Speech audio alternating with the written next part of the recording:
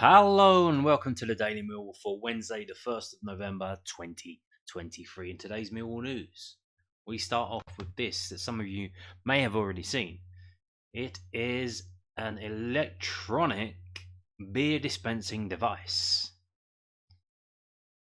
Apparently, it's the first one in the whole of Europe, or the first permanent one, shall we say. There are two of these, and you use your card and it dispenses a pint of beer into a plastic cup. Isn't the future wonderful? So EBar Beerwall launched at the Den.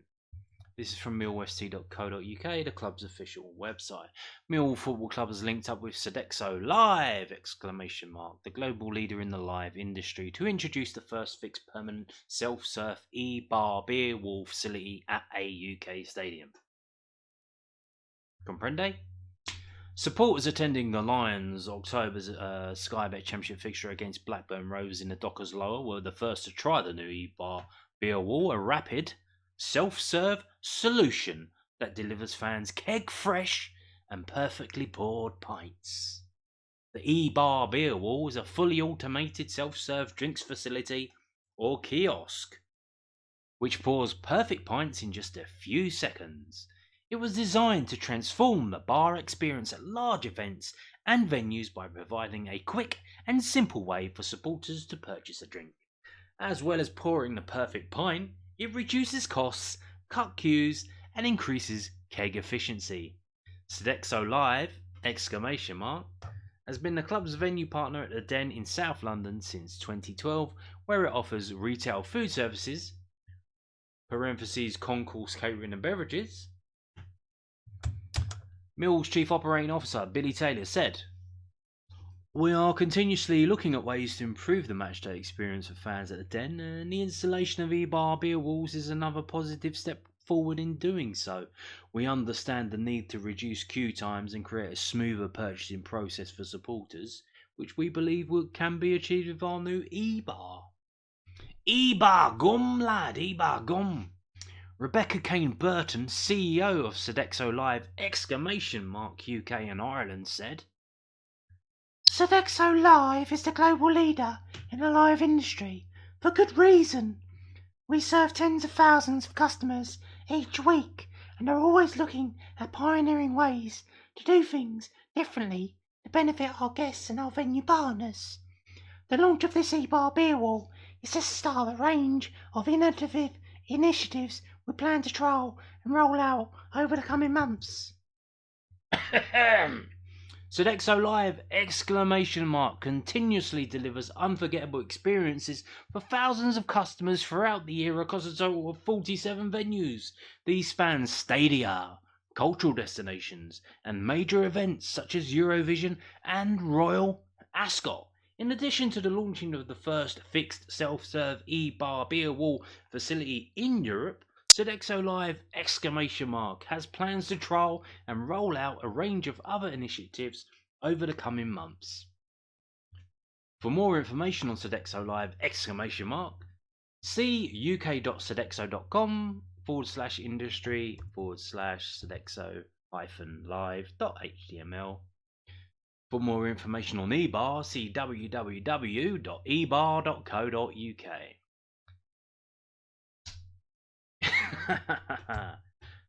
That is quite clearly an advert. Millwall it looks like being a guinea pig for this, and obviously Sodexo Live!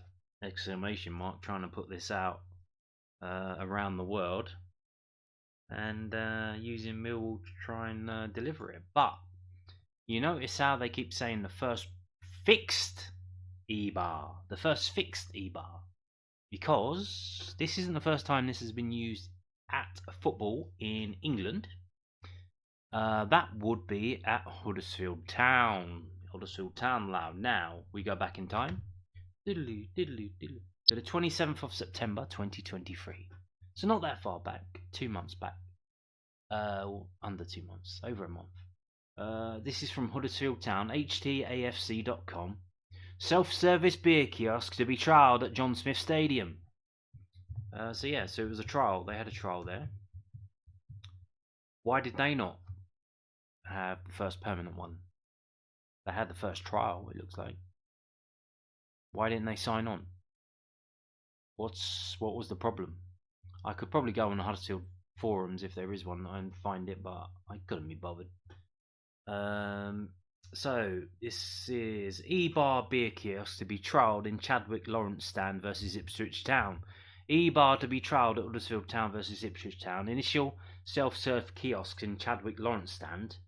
Feedback from supporters welcomed and encouraged.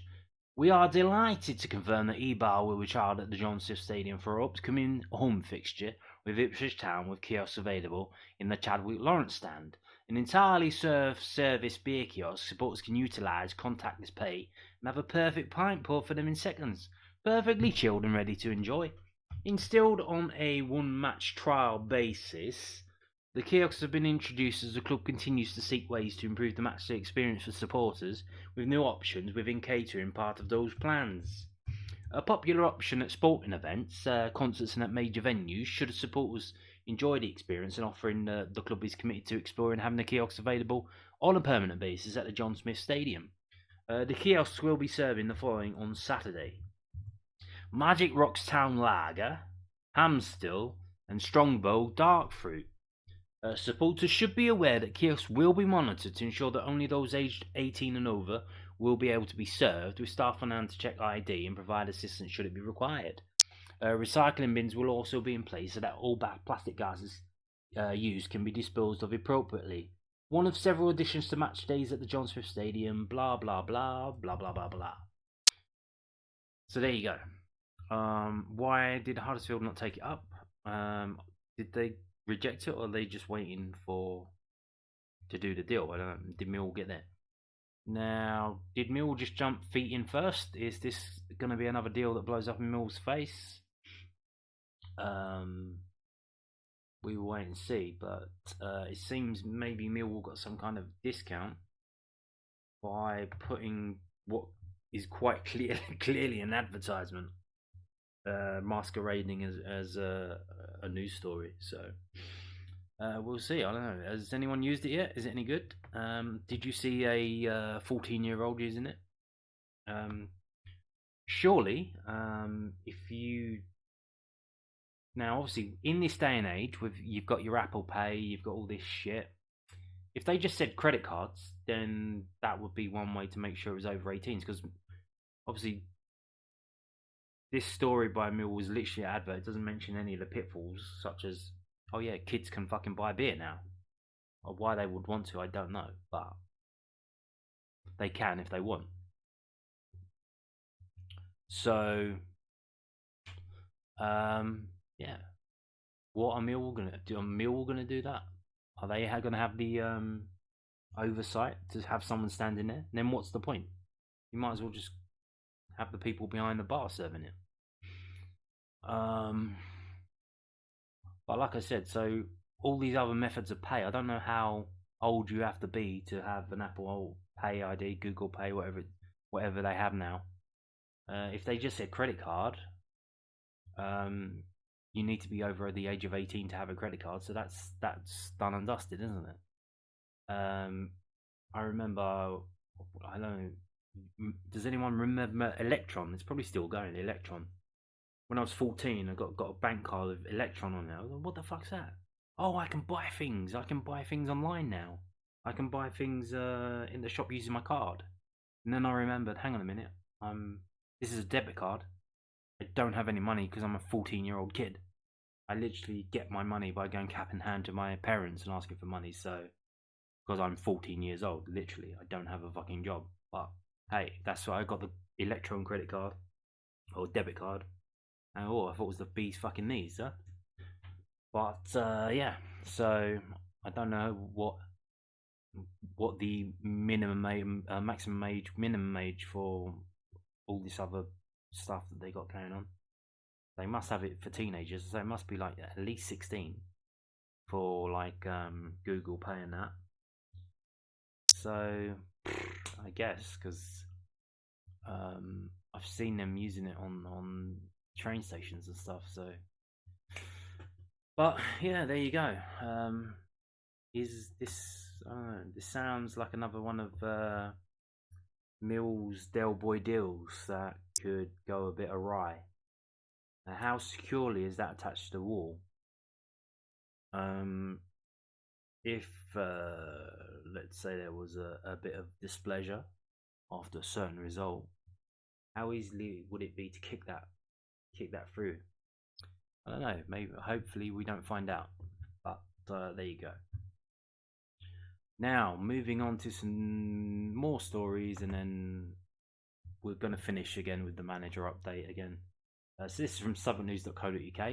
As high as it's ever been, Millwall caretaker manager full of praise over Zion Flemming's work rate. The Dutchman has scored in 3 away games in a row, but it's not just his goals that impressed Adam Barrett. Yeah, I don't know if you noticed, that I noticed, and I told you in a video, in a Watford game, he was running back to the right back position to defend. So I don't know if that was the plan, to leave Brook Norton Cuffy up so he could break quickly on the break, but I did notice that. Adam Barrett believes Zion Flemming's work rate is as high as it's ever been at Millwall. The Dutchman has hit his stride in recent weeks and looks on the road to emulating his outstanding debut season at the Den. Flemming has now scored in 3 away games in a row after netting a 2-2 draw at Watford on Saturday. The 25-year-old's good form comes after a summer of intense transfer speculation linking him with a move to Premier League Burnley. Caretaker manager Barrett told News at Den, he had a difficult summer with everything that was going on. We were trying to get him into more dangerous areas on the pitch where he can be really effective. I've been delighted with his work rate and his off-the-ball stuff over the last 3 games. I think his physical output has been as high as it's ever been since he's been here. And he's getting in some dangerous positions again, which is great. He can score goals, we know that. So it's good to see. His attitude has been excellent and he's knuckled down really well, and it's nice to see him in dangerous goal-scoring areas, and if you can get him in there enough times, he will score goals. Flemming is Millwall's top scorer this season with 4 goals in his last 8 games. Last season, the midfielder registered 15 goals from 43 championship appearances. Très bon. Magnifique. Now, moving on to this, also from southwarknews.co.uk. They're really keen to hear our ideas. George Honeyman reveals the training ground methods of Millwall's caretaker manager. Adam Barrett has been in charge in a caretaker capacity for 3 games, soon to be 4. George Honeyman has said Millwall's caretaker management team have opened the door to players chipping in with some ideas. Adam Barrett has now managed 3 games as boss following Gary Rout's departure and is being helped by Paul Robinson, not that one. While Millwall continue their pursuit of a permanent manager, the temporary team have looked to implement their own ideas on the training ground. Honeyman, who has only recently returned from a long spell out injured, says a collaborative approach has been adopted.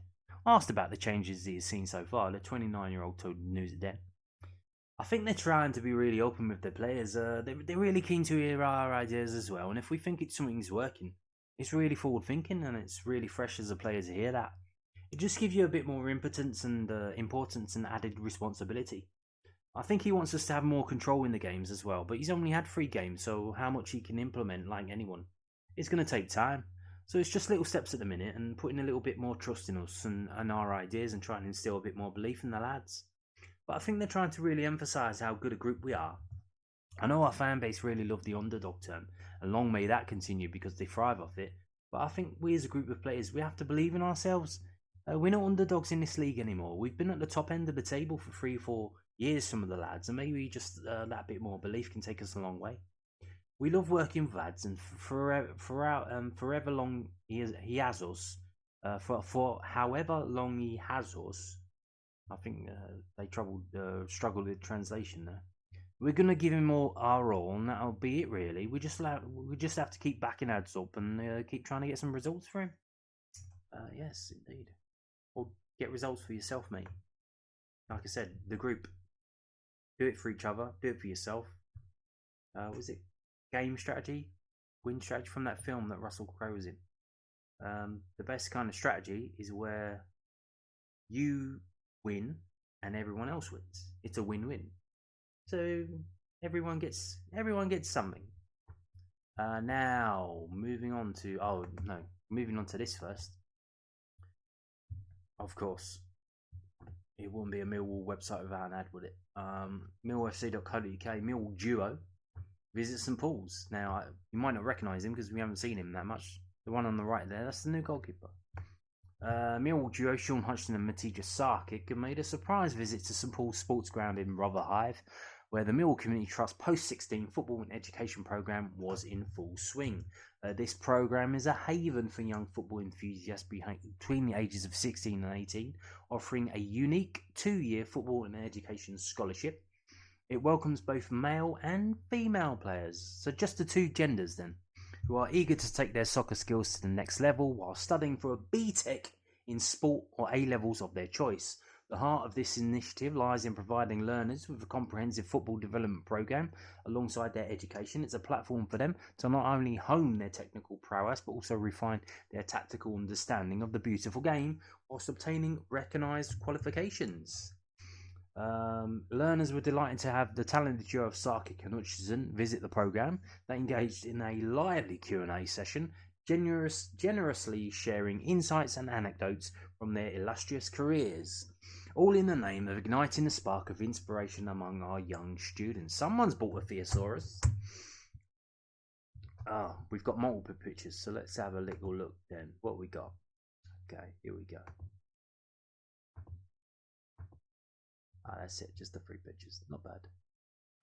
So, following the insightful Q&A, the players in the programme took to the field showcasing their skills in spirited matches. Sarkic and Hutchinson, like mentors on the sidelines, cheered them on, providing encouragement and motivation that can only come from seasoned professionals. As the day came to a close, the attendees had the privilege of asking Sarkic and Hutchinson individual questions.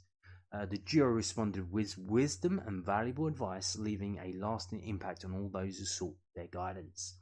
Tim Sells, the football and sports development manager at Millwall Community Trust, couldn't contain his excitement, remarking, "What an unbelievable experience for everyone involved in the Post-16 programme today. Huge thanks to Matija Sarkic and Shaun Hutchinson for attending and playing a pivotal role in inspiring our next generation of football talent. This visit was not just a passing moment, but a powerful reminder of the significance of football as a force for positive change in the community and an insight into what it takes to make it at the top level." To find out more about Millwall's Post-16 programme, visit here.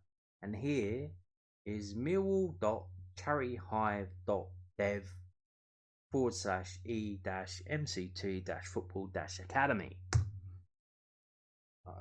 Okay. So if you didn't know what this is, basically it's an A-level class course, but you're a football team or a football squad and you play games. And if you might see on Twitter, they seem to be really good because I think they play teams and they end up winning like 8-1 or something. So it's literally like, I don't know, probably like a junior team, but they're having they go to school at the same time. So not bad. But just what is it? A levels and a BTEC.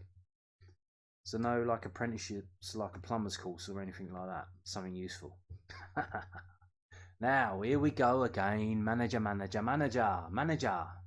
Can we manage to get a manager? Not yet, but we've got 4 days to go until it's the 18 days. So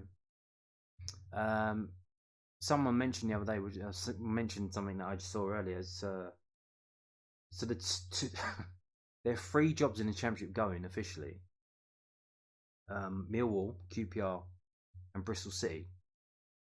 QPR have appointed the guy from Sweden who was manager for Hammarby. Even though the Daily Telegraph told us it was literally going to be Neil Warnock. And then so they've got a new manager before us, even though the job came up after us. And Bristol City it looks like John Eustace is going to get going there, like it's close to being done, might be done tomorrow. So you're going to have the 2 teams that come up for vacancies after us filled their jobs already. So, but if you want to do something, you got to do it right. And it worked last time. You could argue with Gary Rowett that worked. So, yeah, hopefully it works this time as well. Taking a long time, doing multiple processes. It's like a normal job, isn't it? It's like not this yeah, come in and we'll just do the deal. So why? Like literally interview them if I can do it like a real job. But so we have a new name to throw into the contention, which I'm too lazy to do this, and I have no idea how to do it. But I had an idea. This is getting quite absurd now. So someone gets a video, or I know there's one out there of like a clown car with people getting out of the clown car. Like a little car, and just more and more people keep getting out of it.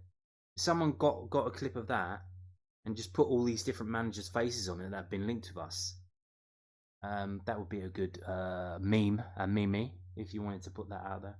Or another one would be the WrestleMania, the cage match where everyone's in the ring at the same time, or just any fight where there's like a load of people kicking off.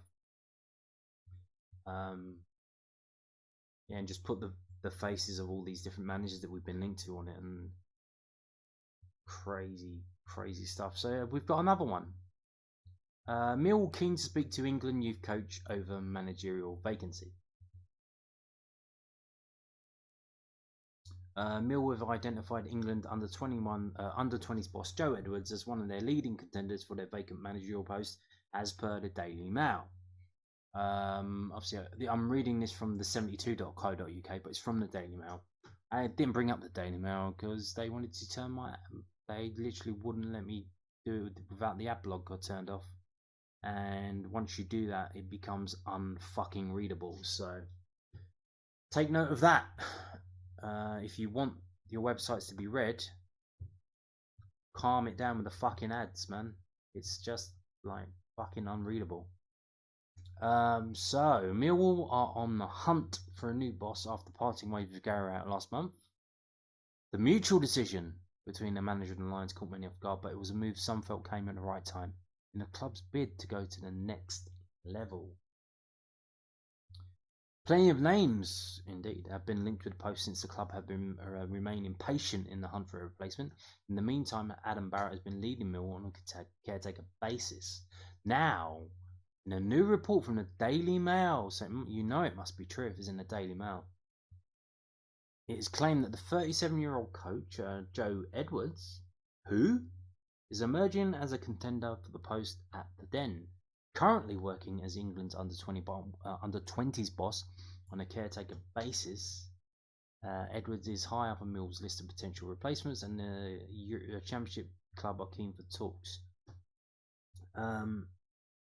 So with the England setup, we have a UEFA tournament at under 19s, and we have a UEFA tournament at under 21s.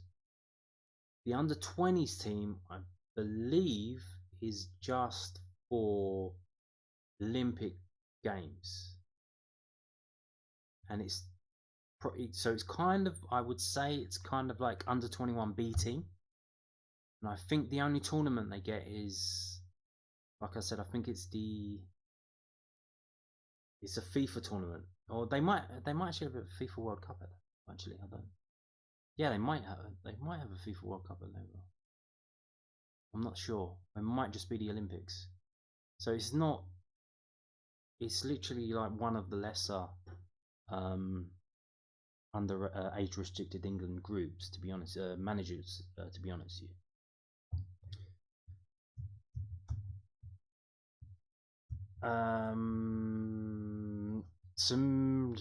Millwall have been patient in their search for Rowett's replacement to ensure they bring in the right boss, but it does feel like matters are accelerating a bit now.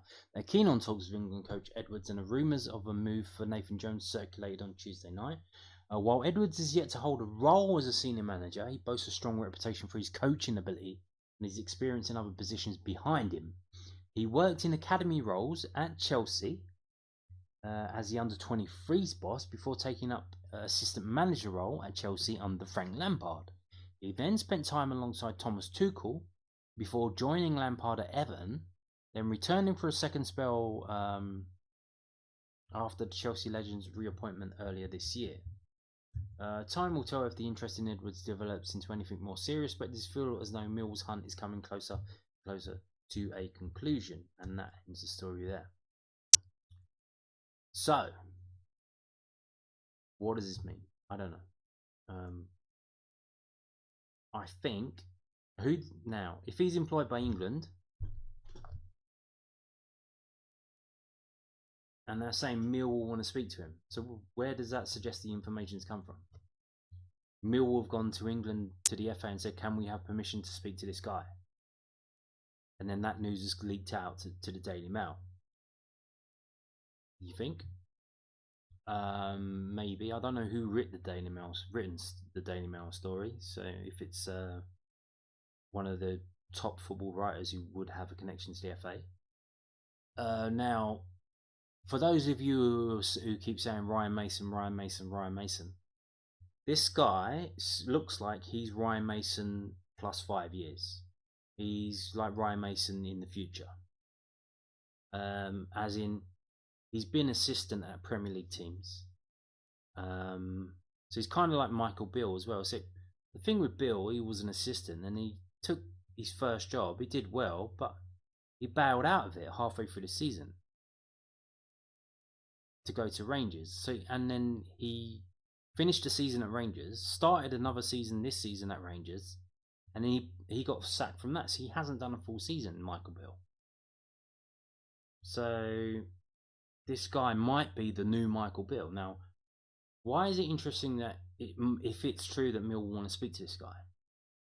Well, he's a coach, and he's currently the England under 21s, England under 20s boss. Why is that interesting? Because hey ho, what have we got at our team right now? We've got an England under 19 player, Romain Esse. We've got Adama Maku, Irish under 21s. We've got various other promising young players who, if this guy really is a good coach, maybe he can literally coach them and take them to the next level. Maybe it's about taking the group of youngsters that we have, taking the other senior players that we have and the ones that we'll get in the future, and mixing them together and making a decent team for Millwall. Because you've seen the massive success the under 21 team had. Like, they've just lost their first game in 20 games. But that's no good if we can't get those players in the first team. So we've got this massively fantastic under 21s team, but then they go on to play for Woking or Bromley or Dartford or Ebbsfleet or Farnborough. You know what I mean? It's like, it would be good if we could get them in the Millwall team. Like, they've got to be good enough. Like, there's no free ride. But I think, and this is the Championship, so it's that next step up.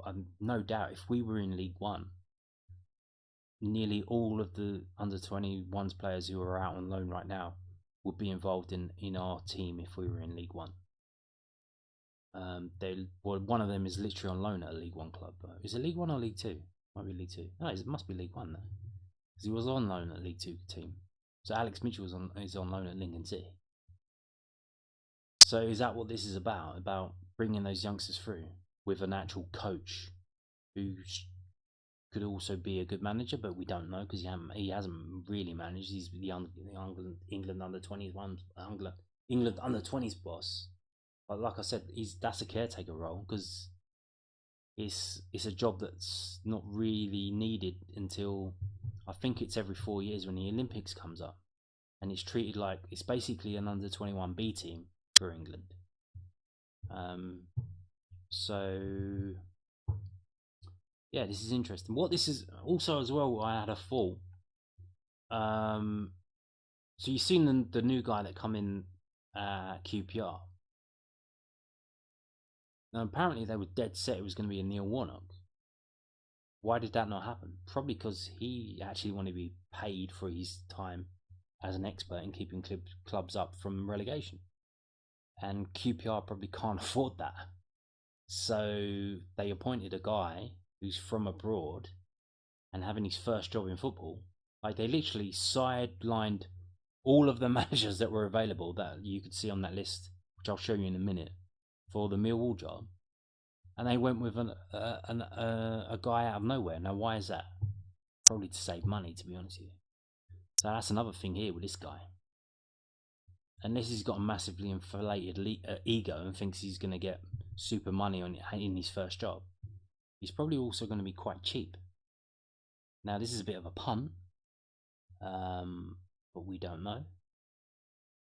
But is this the guy? But here's the thing: if you put this guy in his first job and he does turn out to be the new Michael Beale, is he going to stick it?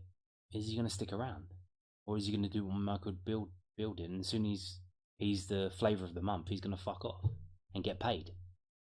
Because if you point him in his first job and you try and cheap him out on the wages, so you can save some money and invest that money in players, as soon as someone throws some money at him, he's going to be off.